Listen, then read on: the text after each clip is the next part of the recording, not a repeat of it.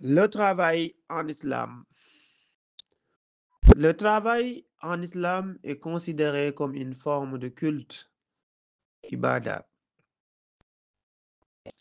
lorsqu'il est accompli avec honnêteté, sérieux et dans le respect des valeurs éthiques.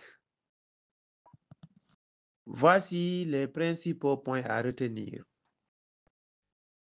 Dignité du travail. Le prophète sallallahu alayhi wa sallam a dit dans un hadith rapporté par Bukhari, aucun aliment n'est meilleur que celui gagné par le travail de ses mains.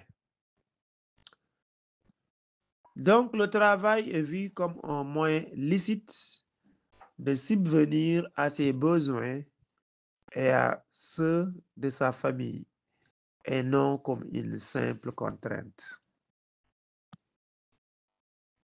Deuxième point, recherche de la subsistance licite, risque halal. Gagner sa vie par des moyens honnêtes est une obligation. Le commerce, l'agriculture, l'artisanat ou tout emploi utile sont valorisés tant qu'ils respectent les règles islamiques. Troisième point, éthique dans le travail. En islam, il est interdit de tricher, mentir ou tromper. On doit aussi respecter ses engagements et contrats. La justice entre les employés pour ce qui est des salaires et des bonnes conditions doit être aussi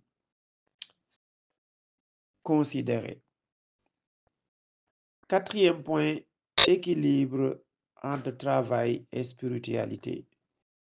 Même si le travail est important, il ne doit pas faire oublier les devoirs religieux comme la prière ou le temps dédié à la famille. Cinquième point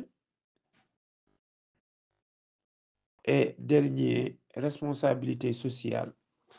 Travailler, c'est aussi contribuer à la société, éviter d'être une charge pour les autres et pouvoir aider ceux qui sont dans le besoin.